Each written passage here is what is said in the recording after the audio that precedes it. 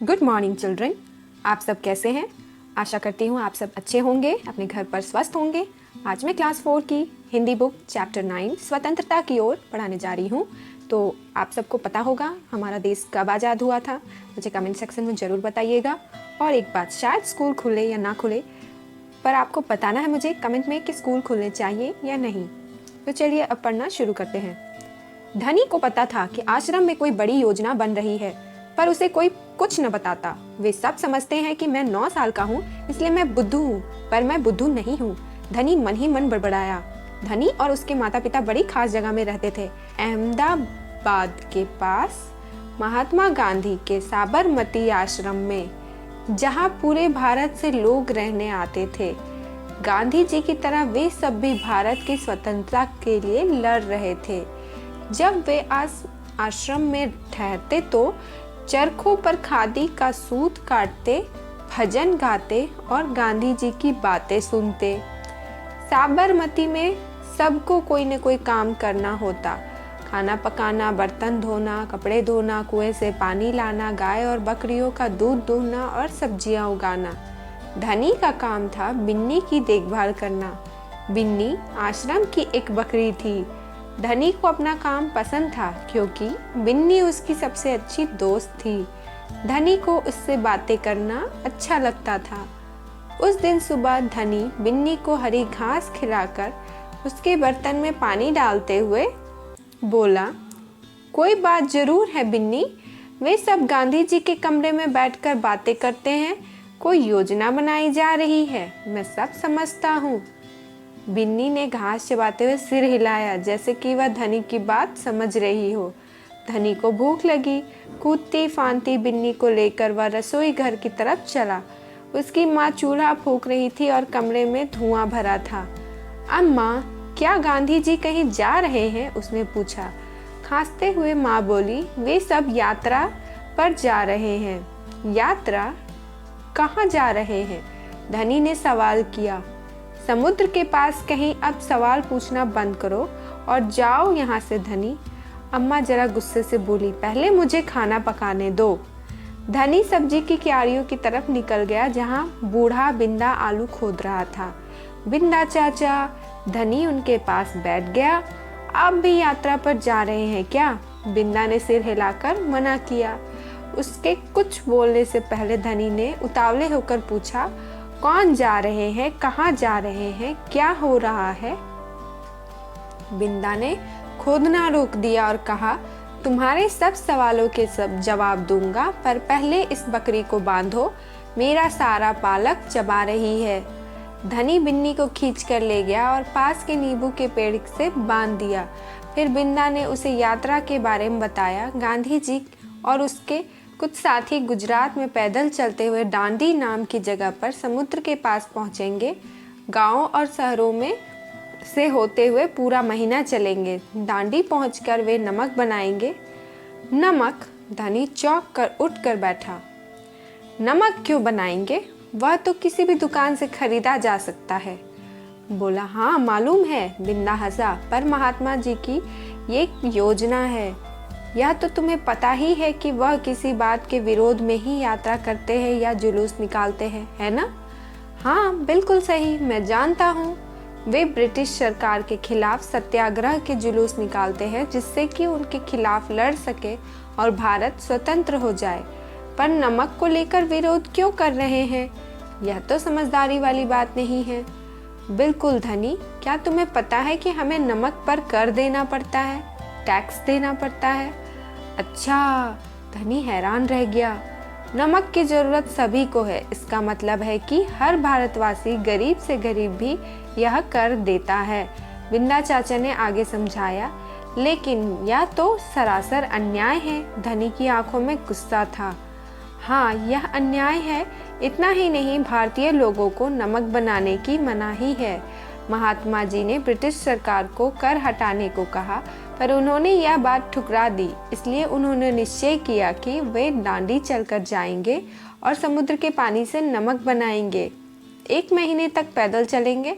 धनी सोचकर परेशान हो रहा था। गांधी जी तो थक जाएंगे, वे डांडी बस या ट्रेन से क्यों नहीं जा सकते? क्योंकि यदि वे इस लंबी यात्रा पर दांडी तक पैदल जाएंगे तो यह खबर फैलेगी, अखबारों में फोटो छपेगी, रेडियो पर रिपोर्ट जाएगी और पूरी दुनिया को लोग यह जान जाएंगे कि हम अपनी स्वतंत्रता के लिए लड़ रहे हैं और ब्रिटिश सरकार के लिए यह बड़ी शर्म की बात होगी। गांधी जी बड़े ही अक्लमंद है ना? धनी की आंखें चमकी। बिन्दा ने हंसकर कहा, हाँ वह तो है ही। दोपहर को जब आश्रम में थोड़ी शांति छाई, धनी ने अपने पिता को ढूंढने निकला। वह एक पेड़ के नीचे बैठकर चरखा काट रहे थे। पिताजी, क्या आप और अम्मा दांडी यात्रा पर जा रहे हैं? धनी ने सीधे काम की बात पूछी। मैं जा रहा हूँ, तुम और अम्मा यहीं रहोगे। मैं भी आपके साथ चल रहा हूँ। बेकार की बात मत करो धनी, तुम इतना लंबा नहीं चल पाओगे। आश्रम के नौजवान ही जा रहे हैं। धनी ने हट पकड़ ली। मैं 9 साल का हूँ और आपसे तेज दौड़ सकता हूँ। धनी के पिता ने चरखा रोककर बड़े धीरज से समझाया, सिर्फ वे लोग जाएंगे जिन्हें महात्मा जी ने खुद चुना है। ठीक है, मैं उन्हीं से बात करूँगा, वह जरूर हाँ कहेंगे। धनी खड़े होकर बोला, वहाँ से चल दिया। गांधी जी बड़े व्यस्त रहते थे, उन्हें अकेले पकड़ पाना आसान नहीं था, पर धनी को वह समय मालूम था जब उन्हें बात सुनने का समय होगा। रोज सुबह वह आश्रम में पैदल घूमते थे। अगले दिन जैसे ही सूरज निकला, धनी बिस्तर छोड़कर गांधी जी को ढूंढने निकला। वे गौशाला में गायों को देख रहे थे। फिर वह सब्जी के बगीचे में मटर और बंद गोभी देखते हुए बिन्दा से बात करने लगे। धनी और बिन्नी लगातार उनके पीछे चल रहे थे। अंत में गांधी जी ने अपनी झोपड़ी की ओर चले। बरामदे में चरखे के पास बैठकर उन्होंने धनी को पुकारा, यहाँ आओ बेटा। धनी दौड़कर उनके पास पहुंचा। बिन्नी भी साथ पे कूदती हुई आई। तुम्हारा क्या नाम है बेटा? धनी बापू। और यहाँ तुम्हारी बकरी है? और ये तुम्हारी बकरी है? जी हाँ, यह मेरी दोस्त बिन्नी है जिसका दूध आप रोज सुबह पीते हैं। धनी गर्व से मुस्कुराया, मैं इसकी देखभाल करता हूँ। बहुत अच्छा, गांधी जी ने हाथ हिलाकर कहा। अब यह बताओ धनी कि तुम और बिन्नी सुबह से मेरे पीछे क्यों घूम रहे हो? मैं आपसे कुछ पूछना चाहता था। धनी थोड़ा घबराया। क्या मैं आपके साथ दांडी चल सकता हूँ? हिम्मत करके उसने कह डाला। गांधी जी मुस्कुराए। तुम अभी छोटे हो बेटा, दांडी तो बहुत दूर है। सिर्फ तुम्हारे पिता जैसे नौजवान ही मेरे साथ चल पाएंगे। पर आप तो नौजवान नहीं हैं, धनी बोला। आप नहीं थक जाएंगे? मैं बहुत अच्छे से चलता हूँ, गांधी जी ने कहा। मैं भी बहुत अच्छे से चलता हूँ, धनी भी अड़ गया। हाँ ठीक बात है, कुछ सोचकर गांधी जी बोले, मगर एक समस्या है। अगर तुम मेरे साथ जाओगे तो बिन्नी को कौन देखेगा? इतना चलने के बाद मैं तो कमज़ोर हो जाऊंगा, इसलिए जब मैं वापस आऊंगा तो मुझे खूब सारा दूध पीना पड़ेगा, जिससे कि मेरी ताकत लौट आए। यह बात तो ठीक है, बिन्नी तभी खाती है जब मैं उसे खिलाता हूँ। धनी ने प्यार से बिन्नी का सिर हिलाया। और सिर्फ मैं जानता हूँ कि इसे क्या पसंद है। तो बिल्कुल सही, तो क्या तुम आश्रम में रहकर मेरे लिए बिन्नी की देखभाल करोगे? गांधी जी प्यार से बोले। तो जी हाँ करूँगा, धनी बोला। बिन्नी और मैं आपका इंतज़ार करेंगे। तो ये कहानी असली है, महात्मा गांधी जी की है, जो दांडी यात्रा के लिए निकले थे अपने स्वतंत्रता के लिए। सुभद्रा सेन गुप्ता द्वारा ये अनुवाद मनीषा चौधरी द्वारा किया गया है। तो बच्चों, आपको ये स्टोरी कैसी लगी? अब इसके आगे क्वेश्चन आंसर हैं। प्यारे बापू, इस कहानी को पढ़कर तुम्हें बापू के बारे में कई बातें पता चली होंगी। उनमें से कोई 3 बातें यहाँ लिखे। तो हम लिख सकते हैं, गांधी जी हमारे लिए, हमारे देश की स्वतंत्रता के लिए लड़ रहे थे। गांधी जी सबका ख्याल रखते थे। गांधी जी हमेशा सुबह सुबह घूमते थे। धनी की माँ चूल्हा फूंक रही थी। धनी की माँ खाना पकाने के लिए चूल्हे का इस्तेमाल करती थी। नीचे कुछ चित्र बने हैं, इनके नाम पता करो और लिखो। तो ये सब कौन से चूल्हे हैं आपको बताने हैं। ये सब तो आप बता ही पाएंगे। इनमें कौन कौन से ईंधन का इस्तेमाल किया जाता है, जैसे इसमें लकड़ी का इस्तेमाल है, इसमें कोयले का इस्तेमाल है, इसमें केरोसिन तेल का और इसमें LPG गैस का। तुम्हारे घर में खाना पकाने के लिए इसमें इनमें से किसका इस्तेमाल किया जाता है हमारे घर में? इसका इस्तेमाल किया जाता है गैस का। ठीक है, कहानी से आगे अब आप खुद पढ़ेंगे और ये सारी चीज़ें करेंगे। ठीक है, धनी ने गांधी जी से सुबह समय बात करना क्यों ठीक समझा होगा? क्योंकि सुबह के समय सभी लोग शांत रहते हैं, किसी तरह का गुस्सा वगैरह नहीं होता है और सुबह के समय बात करना सही समझा। धनी बिन्नी की देखभाल कैसे करता था? धनी बिन्नी को खेतों में ले जाता था, उसका ख्याल रखता था, उसे खिलाता पिलाता था क्योंकि वो उसका दोस्त थी। धनी को यह कैसे महसूस हुआ होगा कि आश्रम में कोई योजना बनाई जा रही होगी? क्योंकि वह जब जाता होगा उस ओर तो सबको देखता होगा कि सारे लोग कुछ बातें कर रहे हैं और इससे उसे अंदाज़ा लग जाता था। कहानी और तुम।